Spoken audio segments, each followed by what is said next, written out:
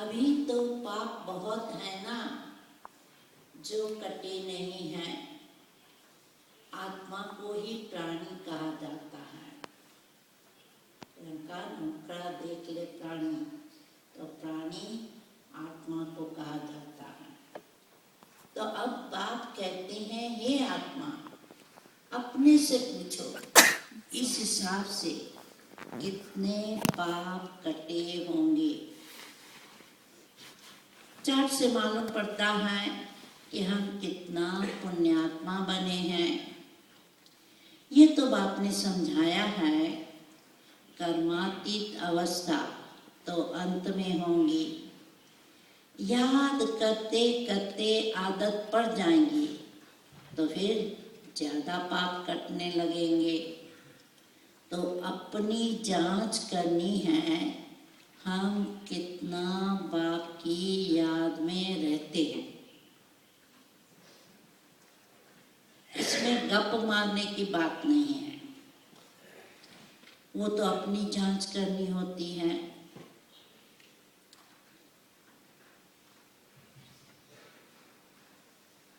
बाबा को अपना चार्ट लिख कर देंगे तो बाप झट बताएंगे कि ये चार्ट ठीक है या नहीं। आसामी, चलन, सर्विस और खुशी को देख बाबा झट समझ जाते हैं कि इनका चार्ट कैसा है। तो घड़ी घड़ी याद किनको रहती होंगी?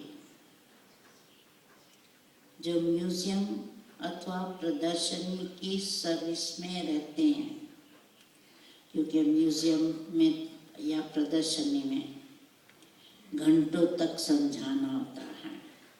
तो नेचुरली एक के बाद एक ग्रुप लेना होता है, तो सर्विस करते रहते हैं तो खुशी होगी।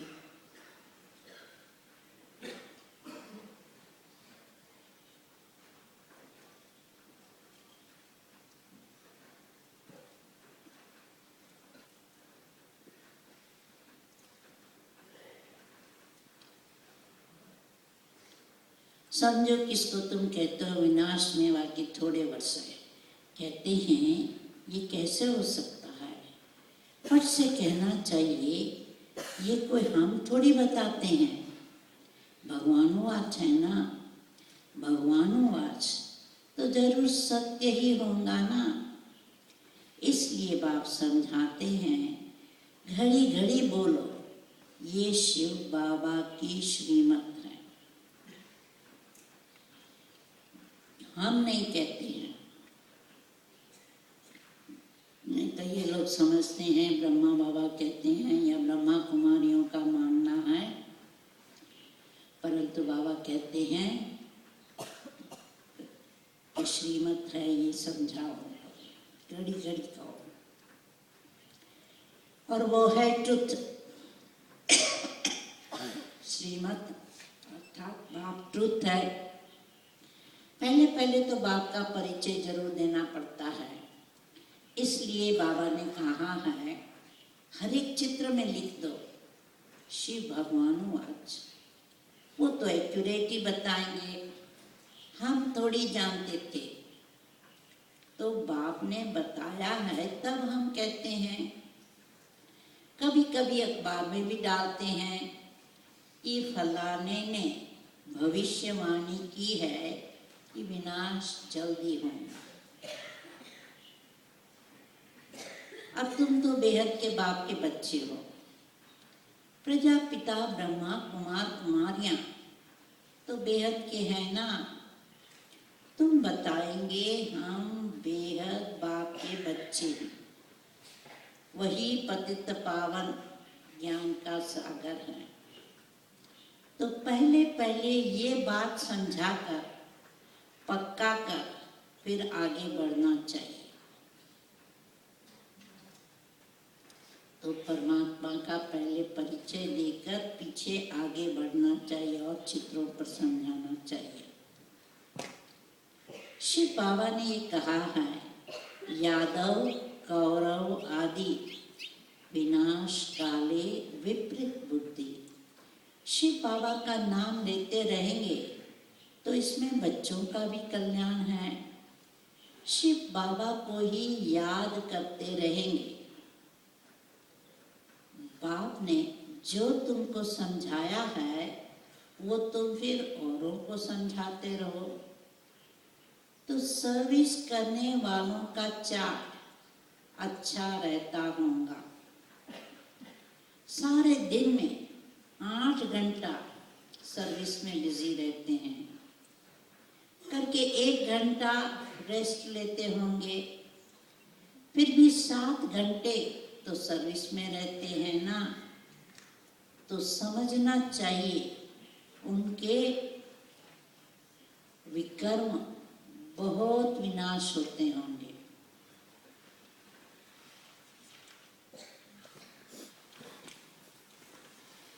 जो इतने घंटे याद में रहते होंगे, विकर्म बहुत विनाश होते होंगे। वो तुमको घड़ी घड़ी बाप का परिचय देते हैं तो जरूर ऐसे सर्विसेबल बच्चे बाप को भी प्रिय लगतेंगे।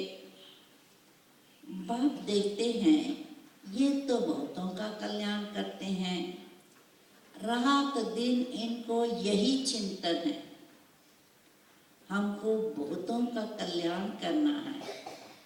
बहुतों का कल्याण करना गोया अपना भी करते हैं। स्कॉलरशिप भी उनको मिलेंगी। किनको मिलेंगी स्कॉलरशिप? जो बहुतों का कल्याण करते होंगे।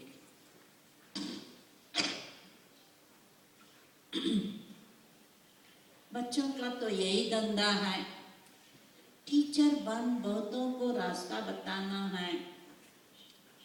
पहले तो ये नॉलेज धारण करनी पड़े, ज्ञान देने के पहले, सेवा करने के पहले ये नॉलेज धारण करनी पड़े। कोई का कल्याण नहीं करते तो समझा जाता है इनकी तकदीर में नहीं है। बच्चे कहते हैं बाबा हमको नौकरी से छुड़ा, हम इस सेवा में लग जाएं। तो बाबा भी देखेंगे कि बरोबर ये सर्विस के लायक है। नौकरी से छुड़ाने के पहले बाबा क्वालिटी देखते हैं। पहले तो सर्विस के लायक है, दूसरा बंधन मुक्त भी है, तब कहेंगे कि हाँ भल 500,000 कमाने से तो इस सर्विस में लग, बहुतों का कल्याण करो। अगर बंधन मुक्त है तो सो भी बाबा सर्विसेबल देखेंगे तो राय देंगे। सर्विसेबल बच्चों को तो जहाँ तहाँ बुलाते रहते हैं। स्कूल में स्टूडेंट पढ़ते हैं ना, ये भी पढ़ाई है, ये कोई कॉमन मत नहीं है। सत्य माना ही सच बोलने वाला। हम श्रीमत पर आपको ये समझाते हैं, ईश्वर की मत अभी ही तुमको मिलती है।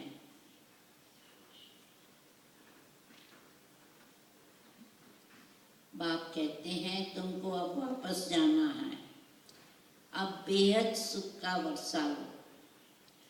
कल कल तुमको वर्षा मिलता आया है, क्योंकि स्वर्ग की स्थापना तो कल्प कल्प होती है ना। ये किसी को पता नहीं है कि 5000 वर्ष का ये सृष्टि चक्र है। मनुष्य तो बिल्कुल ही घोर अंधियारे में है, तुम अभी घोर रोशनी में हो। स्वर्ग की स्थापना तो बाप ही करेंगे। ये तो गायन है, भंभोर को आग लग गई तो भी अज्ञान नींद में सोए रहे। तुम बच्चे जानते हो बेहद का बाप ज्ञान का सागर है। ऊंच से ऊंच बाप का कर्तव्य भी ऊंच है। ऐसे नहीं ईश्वर तो समर्थ है, जो चाहे सो करे, नहीं ड्रामा अनादि बना हुआ है। सब कुछ ड्रामानुसार ही चलता है। लड़ाई आदि में कितने मरते हैं, ये भी ड्रामा में नूंद है। इसमें भगवान क्या कर सकते हैं। अर्थक्वेक आदि होती है तो कितनी रडियां मारते हैं। हे भगवान, परंतु भगवान क्या कर सकते हैं। भगवान को तो तुमने बुलाया है कि आकर विनाश करो, पतित दुनिया में बुलाया है कि स्थापना करके सबका विनाश करो। दोबारा फिर क्लियर करते हैं, आप मुझे बुलाते हो, मैं आता हूँ, परंतु मैं विनाश नहीं करता हूँ। ये तो ड्रामा में नूंद है। खूने नाहक खेल हो जाता है। इसमें बचाने आदि की तो बात ही नहीं है। तुमने कहा है पावन दुनिया बनाओ, तो जरूर पतित आत्माएं आएंगी ना। कोई तो बिल्कुल समझते नहीं है, श्रीमत का अर्थ भी नहीं समझते हैं, भगवान क्या है कुछ भी नहीं समझते। कोई बच्चा ठीक पढ़ता नहीं है तो माँ बाप कहते हैं, क्या कहेंगे बच्चे को, कि तुम तो पत्थर बुद्धि हो। सतयुग में तो ऐसे नहीं कहते, कलयुग में है ही पत्थर बुद्धि। पारस बुद्धि यहाँ कोई हो ना सके। आजकल तो देखो मनुष्य क्या क्या करते रहते हैं। एक हार्ट निकाल दूसरी डाल देते हैं। आजकल तो ट्रांसप्लांट होता रहता है। कभी किसी का हार्ट बहुत वीक होता है, कुछ उसमें डिफेक्ट होती है, तो उसको निकाल करके दूसरी व्यक्ति का डाल देते हैं। अच्छा, इतनी मेहनत कर ये किया, परंतु इससे फायदा क्या। करके थोड़े दिन और जीता रहेगा, बहुत रिद्धि सिद्धि सीख कर आते हैं, फायदा तो कुछ भी नहीं। भगवान को याद ही इसलिए करते हैं कि हमको आकर पावन दुनिया का मालिक बनाओ। हम पतित दुनिया में रह बहुत दुखी हुए हैं। सतयुग में तो कोई बीमारी दुख आदि होता नहीं। सभी बाप द्वारा तुम कितना ऊंच पद पाते हो। यहाँ भी मनुष्य पढ़ाई से ऊंच डिग्री पाते हैं और बड़े खुश रहते हैं। तुम बच्चे समझते हो ये तो बाकी थोड़े रोज जिएंगे। पापों का बोझा तो सिर पर बहुत है, बहुत सजाएं खाएंगे। अपने को पतित तो कहते हैं ना, विकार में जाना पाप नहीं समझते। पाप आत्मा तो बनते हैं ना। कहते हैं गृहस्थ आश्रम में तो अनादि चला आता है।